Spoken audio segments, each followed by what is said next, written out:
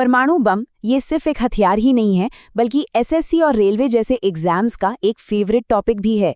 तो अगर आप भी इन इम्तिहानों की तैयारी में लगे हैं तो अगले 5 मिनट बहुत ध्यान से सुनिएगा। चलिए फटाफट इस पावरफुल टॉपिक को समझते हैं। जरा एक पल के लिए सोचिए, क्या कोई ऐसा बम हो सकता है जो एक झटके में, बस एक ही झटके में पूरे के पूरे शहर को मतलब नक्शे से ही गायब कर दे? सुनने में तो ये बिल्कुल किसी साइंस फिक्शन फिल्म की कहानी लगती है ना, पर ये कोई कल्पना नहीं, ये एक डरावनी हकीकत है। जी हाँ, हम बात कर रहे हैं एटम बॉम्ब यानी परमाणु बम की। और आज हम इसके पीछे की साइंस और इसकी हिस्ट्री दोनों को सिर्फ 5 मिनट के अंदर समझने की कोशिश करेंगे।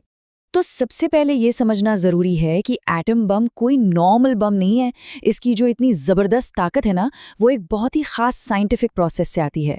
इस प्रोसेस का नाम है नाभिकीय विखंडन, या जिसे हम अंग्रेजी में न्यूक्लियर फिजन कहते हैं। अब सवाल उठता है, भाई ये न्यूक्लियर फिजन है क्या? देखिए, इसे बिल्कुल आसान भाषा में समझते हैं। ये बस एक भारी एटम के सेंटर को यानी उसके न्यूक्लियस को तोड़ने का प्रोसेस है। और मजे की बात यह है कि जब ये नन्ना सा न्यूक्लियस टूटता है ना, तो इससे निकलती है ढेर सारी, मतलब बहुत ही ज्यादा एनर्जी। लेकिन कहानी यहीं खत्म नहीं होती। असली खेल तो अब शुरू होता है। होता क्या है, देखिए, जब एक न्यूट्रॉन यूरेनियम जैसे किसी भारी न्यूक्लियस से टकराता है तो वो न्यूक्लियस टूट जाता है। इससे एनर्जी तो निकली ही, साथ में कुछ और नए न्यूट्रॉन भी आजाद हो जाते हैं। और ये नए न्यूट्रॉन ये जाकर दूसरे न्यूक्लियस से टकराते हैं, फिर वो टूटते हैं और उनसे और न्यूट्रॉन निकलते हैं। बस देखते ही देखते एक के बाद एक चेन रिएक्शन शुरू हो जाता है। और बस यही जो अनकंट्रोल्ड चेन रिएक्शन है ना, यही एटम बॉम्ब का असली राज है। एक एटम के टूटने से जो कहानी शुरू हुई थी, वो लाखों करोड़ों एटम्स के टूटने तक पहुंच जाती है। और इसका नतीजा, पलक झपकते ही भयानक तबाही। अच्छा, पर इतना पावरफुल रिएक्शन शुरू करने के लिए आखिर चाहिए क्या? जाहिर सी बात है, ये किसी भी आम एलिमेंट से तो होगा नहीं। इसके लिए कुछ बहुत ही खास किस्म के फ्यूल की जरूरत पड़ती है। और वो खास एलिमेंट्स हैं यूरेनियम 235 और प्लूटोनियम 239। हाँ, ये दोनों नाम, इनको तो बिल्कुल रट लीजिए। एग्जाम में ये सवाल बहुत बार पूछा जाता है कि एटम बॉम्ब का मेन फ्यूल क्या है, तो जवाब है यूरेनियम और प्लूटोनियम। चलिए अब जरा साइंस से हटकर इसकी हिस्ट्री पर एक नज़र डालते हैं। इस बम का इस्तेमाल जंग में सिर्फ एक ही बार हुआ, लेकिन उस एक बार ने दुनिया को हमेशा हमेशा के लिए बदल कर रख दिया।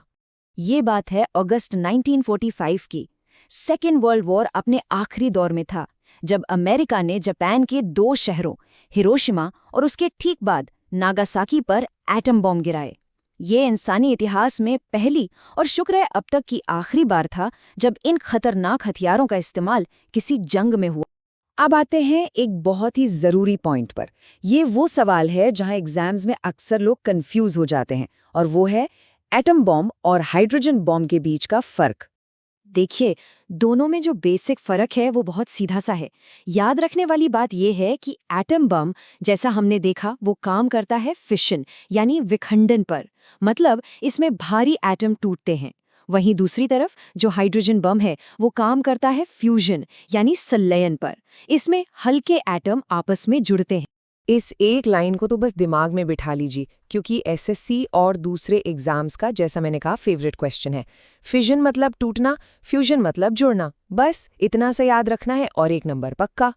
तो आखिर में एटम बम हमें एक बहुत बड़े सवाल के सामने लाकर खड़ा कर देता है कि साइंस की ये जो जबरदस्त ताकत है, इसका इस्तेमाल आखिर किस लिए होना चाहिए?